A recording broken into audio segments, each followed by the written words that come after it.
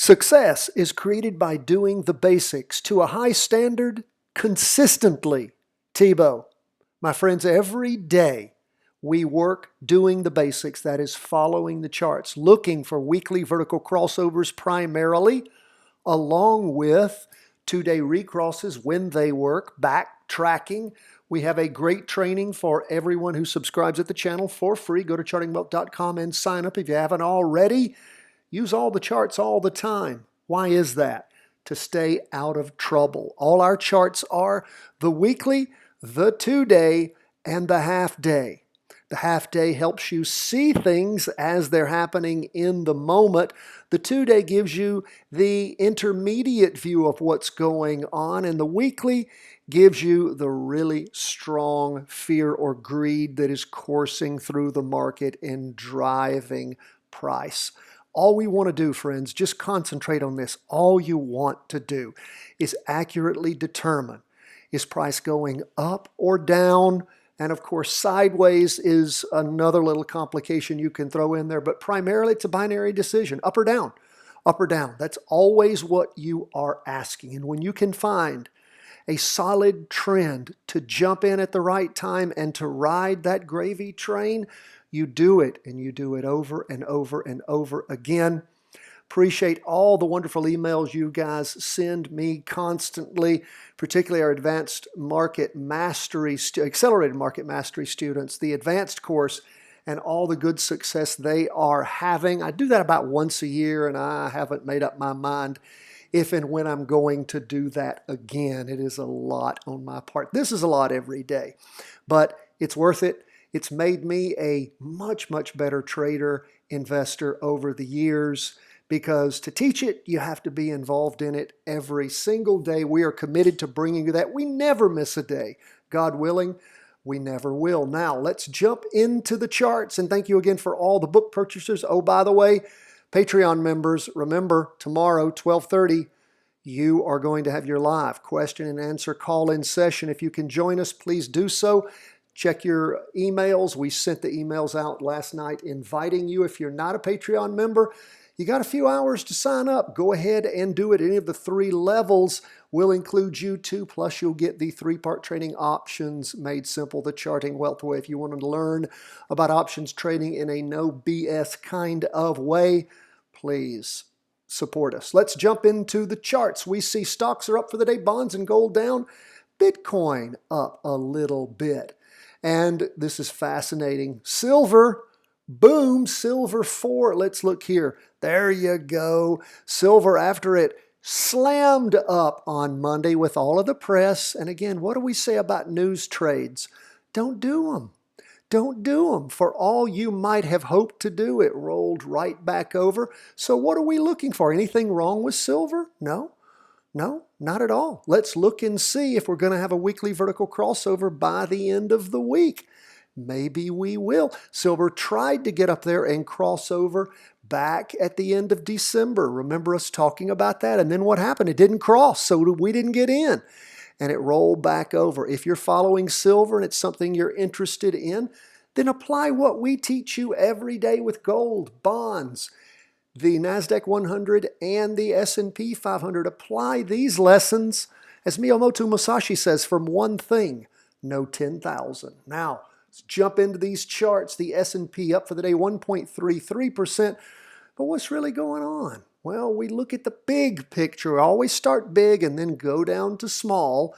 We start with the weekly chart. Price percent oscillator is negative. Remember, it crossed over at the end of this last week. We have almost a doji. Last week was a doji 2, almost. Red spinning top, just barely. This is even less than that. We're only 2 days in, so we'll pay attention. Look at the derivative oscillator. It's already gone. It's negative. It's negative. I'm not saying it's already gone negative. It's been going down for several weeks, but it is negative this week, even though it's up for the day. And we have a green, I hesitate to call that much of anything other than a doji so far. It just means lots of indecision. But we do see that price is not much of a trend line we have here at all. Price is sliding sideways. Look at the 2-day. Now we see where things hiked up and then rotated over down in the morning, and we can see on this 2-day chart, not in the morning, sorry, down, this represents Friday and Monday, down, again, recovered a fair bit of that. We have that long wick on the bottom, and then so far we have, and again, it's just the first day of the latest 2-day candle, we have a green up candle that's forming. Little wick on the bottom, big wick on top. Price percent oscillator, nonetheless, is still trying to trundle down along with the derivative oscillator. So we're watching. We're going to pay close attention as to what happens on Wednesday as this 2-day candle finishes drawing. What if it's a drop off and a down day? That'll tell us something, won't it? Now, let's look at the half-day chart. That's where we see 2 days of up movement on Monday, and then again, big movement up in the morning on Tuesday, and again, some more movement up in the afternoon. Did we reach the peak in the morning? Close to it. So we did have a crossover on that half-day chart. Now again, that's just the half-day. Just because you have a half-day crossover doesn't mean that's what's happening to your big charts, but we will pay attention to it. Note that in our daily market worksheet. Do you guys know what those are? I hope you do. You can find them in your show notes every day if you're a subscriber, and we have great trainings on how to use them. Again, we launch those all the time at the end of the video or during our training, so pay close attention. Very important that you know how to fill those out if you want to supercharge your training. Now, we're going to go to the Qs. What do we have going on there? Interesting. Look at this. I mean, the Qs has, of course, slowly been moving up since things crossed over, going up back in December, and again, fairly laminated there, and again, continued to trundle up until they didn't, and they crossed over going down, and then crossed back over, then crossed over again, and now going down. But we have a green spinning top forming for the week. This shows us that we're not having a lot of trending that is giving us much to use our price percent oscillator. Those of you who've read the book, you know that the price percent oscillator is a percentage version of the MACD, the moving average convergence divergence indicator. Now, if the name says convergence divergence, that of course means that you've got price moving. Okay, it is an indicator, it is an oscillator. And if you don't have things moving firmly, and of course as we move from the weekly, which again is the derivative oscillator still losing momentum, price percent oscillator about laminated there. But as you see where things are moving up, sideways, up, down, up, sideways, up, down, what does that do to you as far as an oscillator goes? It doesn't help make it very accurate, and that is the problem. When we go back in time, on particularly the weekly chart, we can see nice clean movements over and up. And look at what we've had with all of the Trump-Biden things, COVID, all this stuff. It has gotten highly inaccurate. And there are those of you who are doing your practice trades but are very leery about where the market is. No problem with that. Why? Our goal is to find one trade a month at 2%. If you can do that consistently, we'll say 10 months out of the year, that's 20% return. For those of you who took the Accelerated Market Mastery class, you saw as we amortize those types of earnings out in time, how wonderful that can be. So when the market is not in the Qs or the S&P 500 giving you clear trends, you don't have any reason you have to jump in, but I do encourage you to continually practice trade. We're not a stock calling service, we're an education firm, but we want you to learn, and the only way you're going to learn is by practice trading.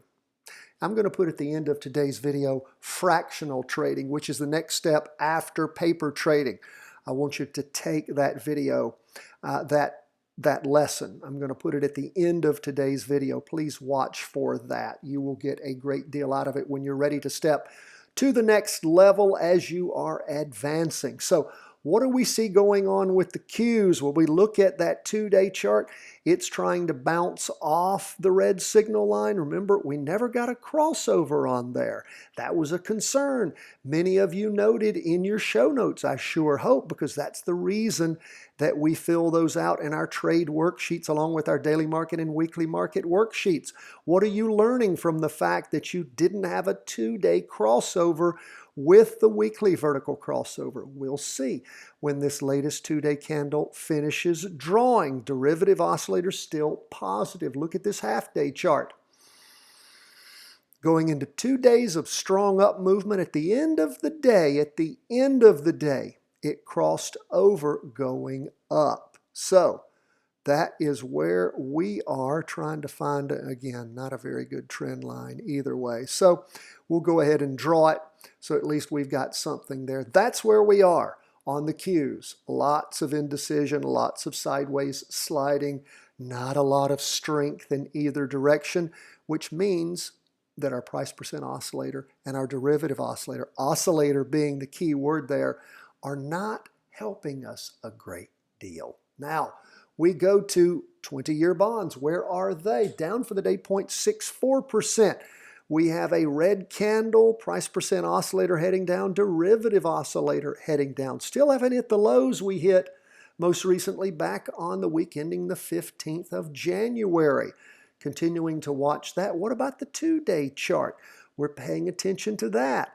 We're 3 days into down movement. Are we going to have a crossover going down on the 2-day? Is it going to be, after it went up, is it going to be a reverse over going down? We're going to pay close attention to that and see if indeed we have that crossover going down. We're not going to confuse ourselves with that one right now. So what do? Watch the market at the close tomorrow around 350. See if you have a 2-day recross going down after you go back in time and check how accurate they would have been for you in the past. So again, when is the last weekly vertical crossover going down on this chart? It goes way back, doesn't it, friends?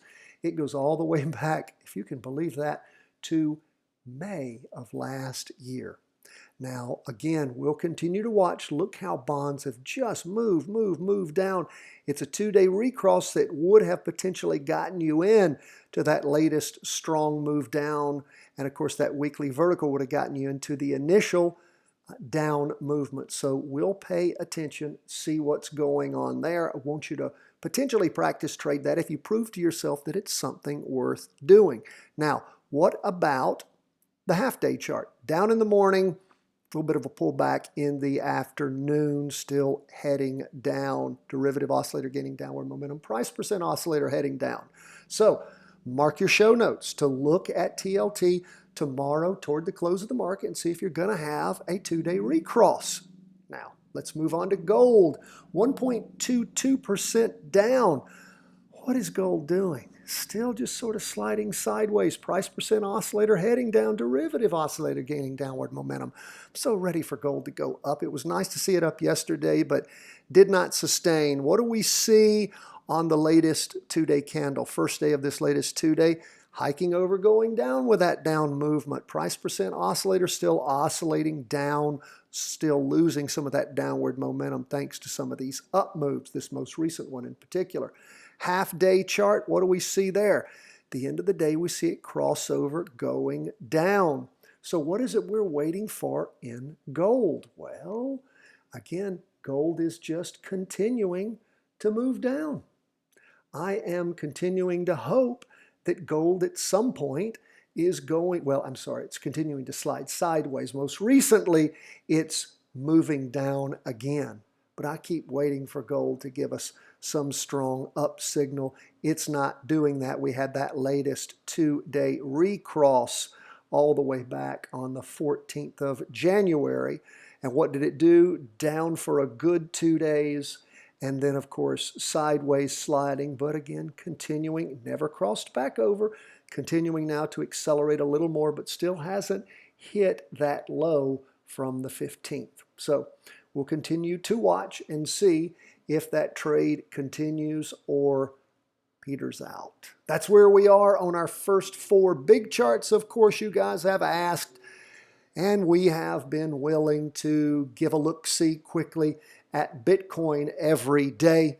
What do we see on Bitcoin? Well, the price percent oscillator is still positive, isn't it? It is headed down. Derivative oscillators flipped over to negative. We have the first green candle, green open box candle in the last 3 weeks, after those weeks ending on the 8th of January and the 15th of January.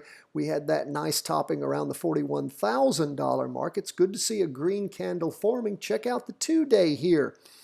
We're going into the 3rd day, perhaps the 4th day. We'll see what things are like on Wednesday of up movement, but that price percent oscillator on the 2-day still heading down. Of course, what are we hoping for? Something like we saw back on the 2-day candle on the 17th of January, where it crossed over going up. And what did it do? Well, it crossed over somewhere around the $21,000 mark and, of course, hit a high of around $41,000. That was beautiful. Is this going to happen again? We are watching for a 2-day recross. Hasn't happened yet, so we're not pulling any triggers on a practice trade. Derivative oscillator losing downward momentum. Half-day chart.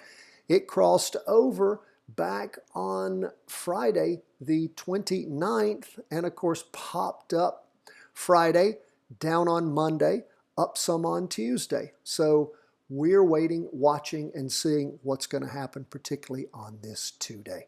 That's where we are, folks, as we end the day. And again, we so appreciate you being with us. God bless, my friends. All the best from the whole team at Charting Wealth World Headquarters.